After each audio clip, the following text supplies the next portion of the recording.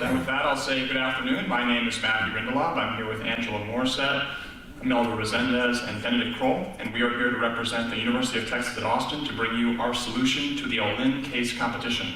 To start off with, we're going to touch on our solution overview, and the real focus of this is to build banking relationships. The way that we intend to do that is twofold. First, we want to increase the number of customers that Capital One presently has, and second, we want to build on the relationships that Capital One has already acquired. The way that we're going to focus on increasing new customers is twofold. Firstly, by having financial planning lessons. We want to get right in front of the college students. We want to teach them how to be more financially responsible, but we also want to start building those relationships. The other plan that we're attempting is security advertising. So we found that the majority of students at the University of Texas at Austin have a key concern around security, and we want to go for this tangible concern as a way to both build relationships, build the brand, but at the same time, remove a key obstacle to a mobile adoption for the app platform. In terms of increasing the relationships that Capital One already has, we want to focus on bundling opportunities. So if they already have something, we want to add more services. The other opportunity is to make sure that we're lowering our churn rate.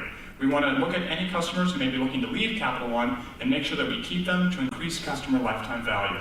And then finally, the strategy we're planning on employing for both of these is Capital 360 cafes. We've already seen this start to work across the nation, and we want to expand this opportunity.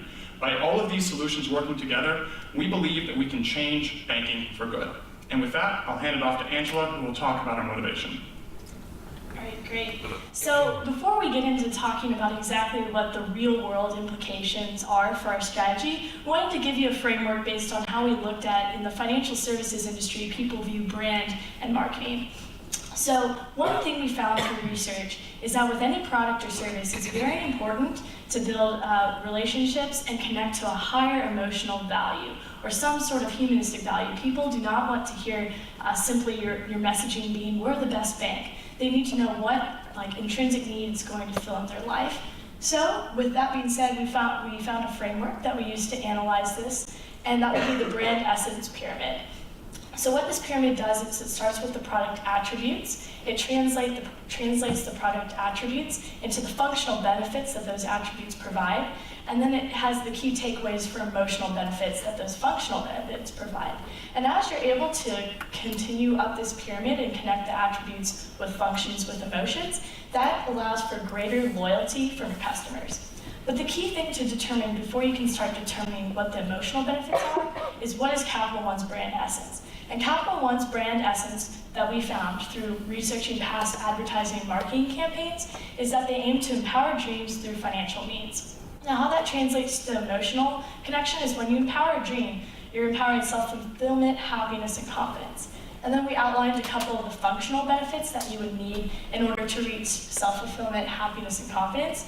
And we were able to translate that into 3 distinct attributes we believe that Capital One needs to have in order to fulfill that ultimate brand essence statement. And those 3 attributes are having a secure app, which helps with the empowering confidence, tailored customer service, and responsible lending practices. And throughout our presentation, you will see these 3 attributes highlighted through our tactics, which will ultimately help our solution empower or keep Capital One's brand strong.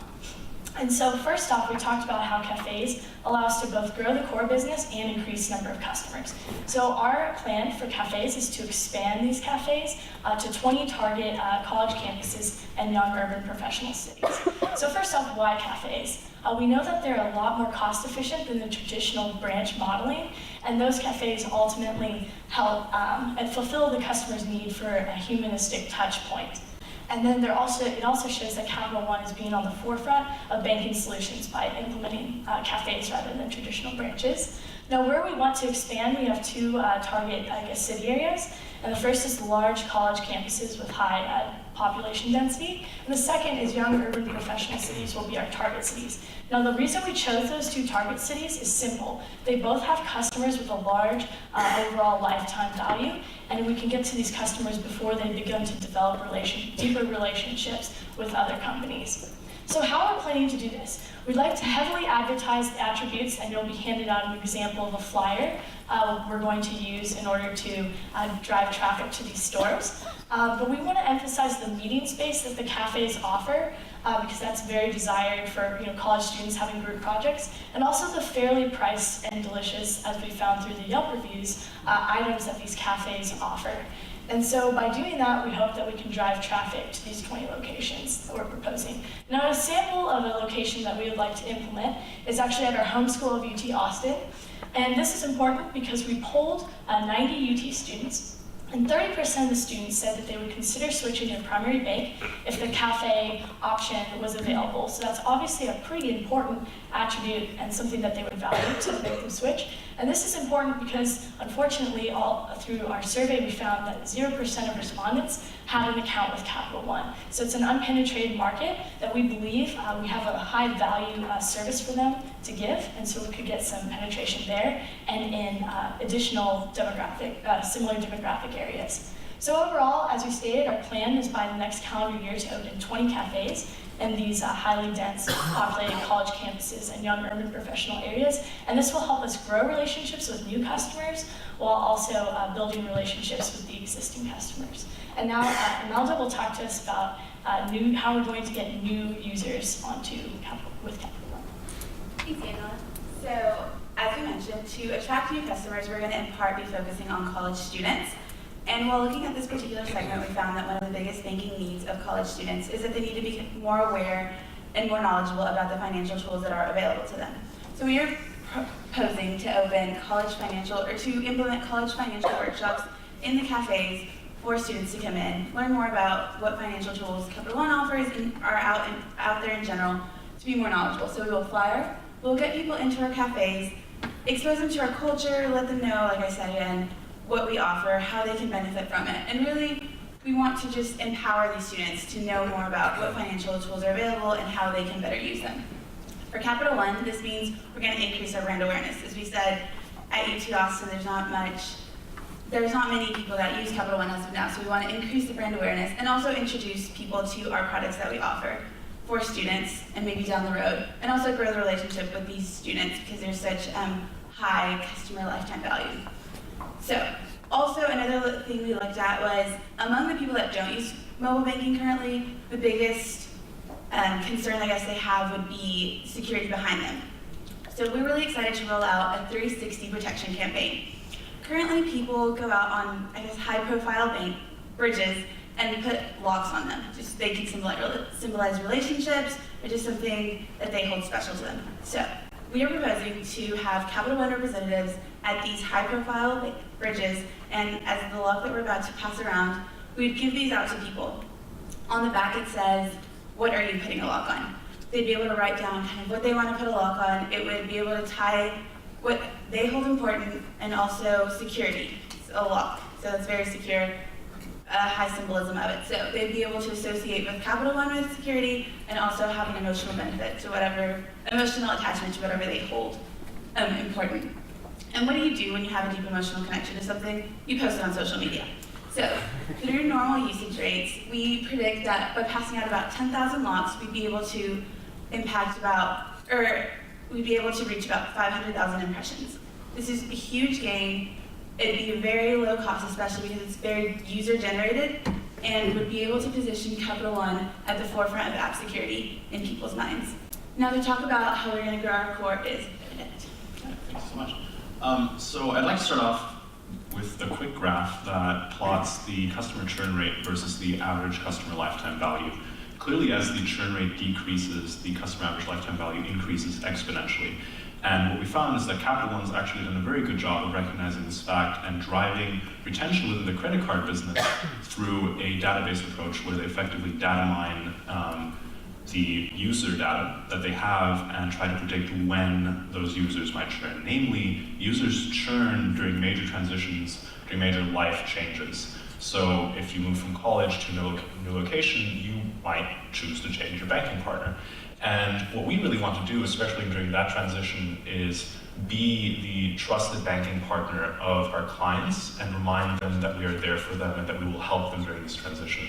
In particular, the transition moving from college outside is a very scary one for most students. And what we think is that we can really form a lasting relationship with those clients if we help them through that process. So what we want to do is increase the number of touch points between financial representatives of Capital One and the students at that point in time by inviting them out to a quick coffee chat at the location, perhaps a happy hour, something for them to do with their peers as well as their financial representatives, just to again strengthen the brand relationship.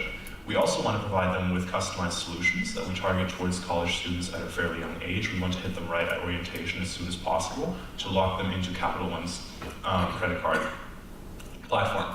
For example, we want to market them towards the Journey card at the beginning because it rewards their financial management and it allows them to build credit relatively early. When we then help them in the transition to becoming a young urban professional, we want to upsell them into the Quicksilver card, which is the next step in the Capital One credit card progression, as well as cross-sell them on a car loan that they might need in order to buy their first car, or a brokerage account where they can start planning for retirement with their newfound income. We think that this way we can drive an ARPU of around $800 per college graduate, which will allow us to hit a break even on the initial investment of around $300,000 per cafe and around $200,000 per year of upkeep, and make those relatively profitable very quickly, given that we're targeting large public universities. We think that all of these initiatives will allow Capital One to more accurately assess and provide the banking services to its clients that those clients desire and help change their banking for good. Matthew's going to talk about the risks and benefits now. So we've identified a lot of the key solution points that we're going through throughout our presentation, but we did want to make sure we hit upon our key challenges. The first of which is how are we going to deal with security, since, as we mentioned, the majority of folks are very concerned about this. Another question is where along the credit line do we go? Where do we target folks? And how are we going to drive foot traffic through our cafes? We believe that we have tangible solutions for each one of these. Our focus here has been on strategies. This was a strategy case, and that's been what we've promoted throughout this. So with that, we'd like to thank you all very much for your time and ask if you have any questions. So thank you very much for your presentation. Just in following your strategy, I like the emotional attachment and then the reaching the customers where they are, physical and digital both. But I'm struggling a little bit with something. So we acquired ING, largest acquisition ever, and we acquired certain assets, and I didn't hear anything about how we're going to leverage those assets or shed those assets, because it's a huge cost, and that's what I'm dealing with today. Before I spend $6 million on additional cafes, I need to understand a little bit more about what I'm doing with this acquisition. Could you expound on that a little bit? So if you go to slide 24, we did definitely look into what our brick and mortar current allocation is, and you can see that across the nation, if we can get slide 24 up, that the brick and mortar locations are definitely closing throughout the United States and really across the industry. So we think that the ING direct acquisition is really key for leveraging that online platform into the consumers, but that's why we're targeting the college demographics. If you look at mobile app penetration across the spectrum of consumers in the United States, you're looking at less than 20%. Whereas if you're looking at our target demographic, which is 18 to 29 college students and young urban professionals, then you're looking at a penetration of 60%. So we looked at that and said, okay, here's the ING direct acquisition, here's what Capital One is doing in terms of gaining new assets to leverage that into their new target markets, and comparing that with what's trending nationally in terms of where physical locations are going. So you all have really shifted your asset allocation to be primed to target this demographic, since that's the one that really is going to drive that mobile app penetration.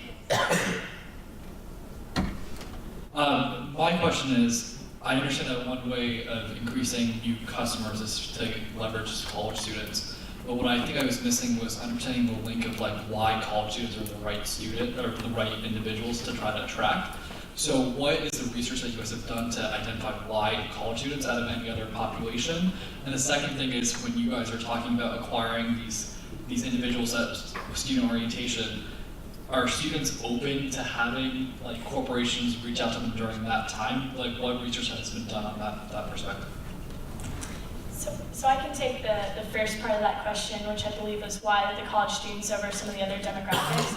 So we believe that while initially the college students might not be as profitable, if you're able to keep that college student and retain them throughout their entire, credit card and banking lifetime, then you ultimately will realize the value of the customer that they would have in those older stages of life. So instead of getting in just maybe in the 40-year-old segment, you're able to get the 20 to 40 and additionally the 40-year-old segment.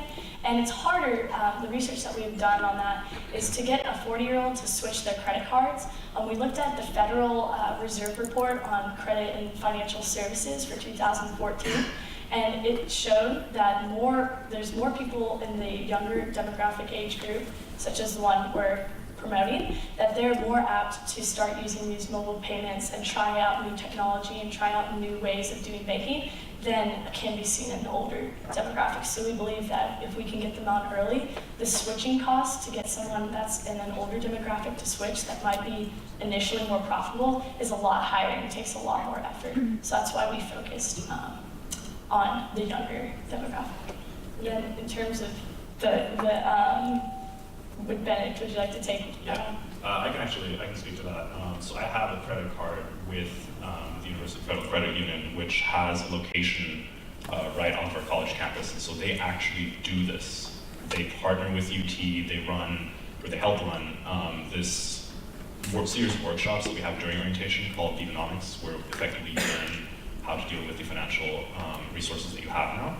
And what they will do is they won't tell you, hey, get a credit card. This is actually not allowed under the Credit Card Act of, I think, 2008.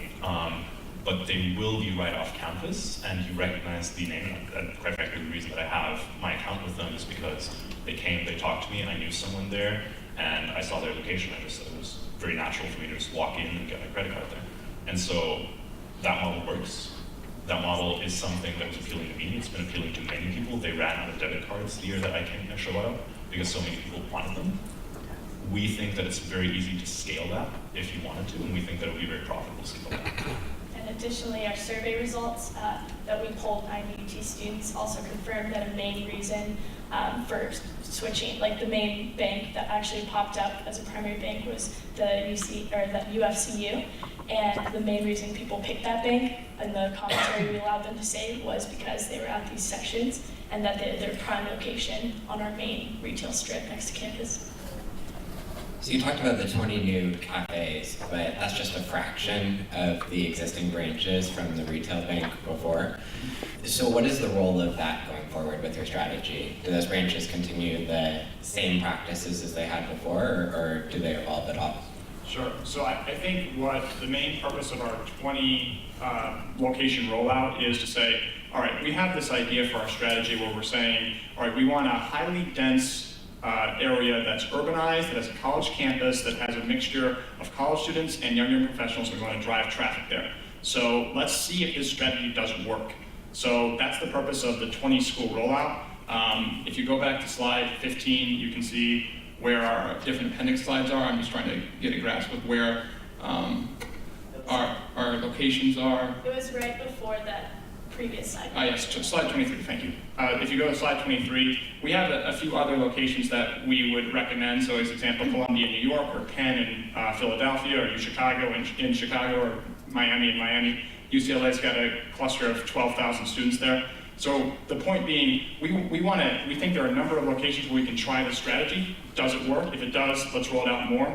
In terms of what we're doing with the current brick and mortar locations, I think that's a question for after we get the data from this beta testing, where we say, all right, now that we've done this, what do we want to do with that once we have that data to make those decisions? Because Capital One, with all of its capital expenditures, it's over $1 billion a year. We don't want to take a massive amount of pie of resources and allocate it to something that we don't know will work before we've beta tested it. It's with this shift to focusing on a younger demographic and really putting all the resources into catering towards a young college, young professionals, what do you think the impact will be on your current, possibly older clientele, and also as that your younger generation becomes older, how will you be able to handle that transition? Well, I think that's the thing that we're really trying to emphasize is we're not advocating a mass, okay, Capital One is now the brand for young people and not the brand for everyone else, right? If we were saying, all right, of the mass national locations that we have, we want to convert all of them, then that absolutely would be the strategy. But the stratagem is much more, let's add a targeted marketing strategy that can expand the customer base and give us a way to drive future growth, but at the same time does not really forego what Capital One has currently built. And additionally, with our bundling solution, that does focus on creating sort of a fluid relationship between banks, where you kind of start with, your Journey starter card, then maybe you move up to the Quicksilver. And by, the Capital One has multiple different products that some make more sense for people in certain stages of their life. If we're able to clearly explain to the consumer, why this card might be great for that stage of life, we're hoping that they're not going to see it as, just a brand for college students and young urban professionals, but more so one that moves with them every stage of life, because that's where we see the biggest amount of churn. 28% of people, when they have those new life changes, that's when they begin to lose touch with their credit cards and ultimately move to different banks. And we're hoping by creating the bundling, we'll create a fluid relationship to move forward with our customers.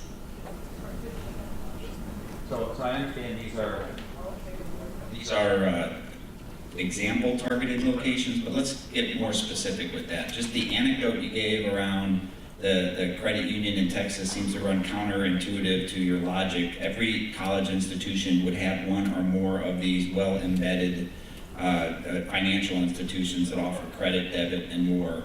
So tell me a little bit about what process you're going to use to say these are in fact, or a different set of, and what research you're going to use to do that, to pick the actual locations.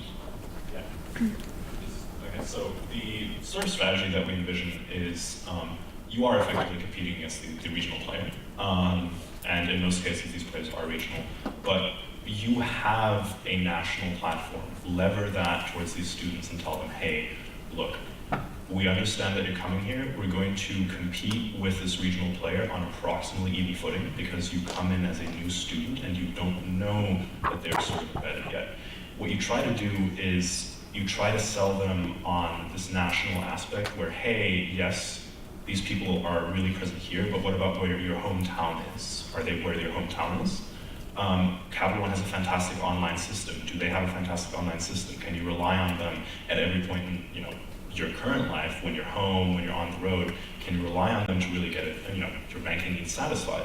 And what you can do is you can do that, and at the same time also market towards the upperclassmen and tell them, hey, we know that you're thinking about jobs. We know that it's scary. Let us help you. Let us work you through maybe A, how you're thinking about your transition, and B, how you're going to think about your financial transition from being an undergraduate and being financially dependent 100%, largely financially dependent on your parents or student loans, to being financially independent and having an income. So what you really try to do is you try to present yourself as this transition manager for them. And what that builds is a sort of loyalty between the student and your brand, because you helped them. You were the one that made them feel secure when they were afraid. And that brings you repeat business from them. It allows you to sell them on your credit card, allows you to bundle in other sort of loans throughout time. And that's really where you get to lever that ING acquisition, whereas the credit union is not going to have nearly the resources that Capital One will have from tools like that as well as others. And then really beyond that, as we were talking about, basically no real US consumer demographics are going to be unbanked at this point. It's going to be who can we get that's in a transitional phase of their life that is going to be more willing and more able to accept transitioning to our bank. And that is this one. So that's why we're targeting it, among other reasons. Okay, so if you go to slide 14, I think it is. By the way, if you just click like 1, 4, enter out of this, yeah, okay, you can scroll up too, but, well, anyway, so summarize. So really getting back to it, our big thing here is we want to grow the banking relationships. That's the whole focus of what we're doing here, because if you are looking at, say, middle-aged or an elderly demographic, then you're really not going to be able to get in on that business. Whereas if you're the first credit card, if you're the first relationship, not only can you have a much better chance of acquiring that business, but as we talked about, then you're able to get the repeat business. Because if you leave college, then, okay, you're probably going to go buy a car, you get that business. You're probably buying a house within the next decade, you get that business. Whereas if you're trying to latch on to a consumer who's not in that demographic, then maybe you're the third or fourth credit card that they're using. You're not really getting the prime business slot that you can get there. We've talked about how it's really the primary to get them because they're in this transitional phase of their life and therefore is the prime target demographic. The other thing we want to really heavily emphasize is we're not proposing here that this is the overarching strategy for Capital One, right? We're looking for how can we provide you a tangible way to help you grow the company, not something that you totally shift the brand to. We're not saying take away the Quicksilver commercials with Samuel L. Jackson, take away the Viking commercials and totally rebrand. We're saying what's a way that we can make a targeted solution that can help us grow into the future that can add to the brand that Capital One has already established. And we believe that by increasing the number of customers that you have, by growing the business from the core that you already have right now, and by doing that through the tangible solutions that we've provided, you can really help Capital One change banking for good. So, well, thank you very much.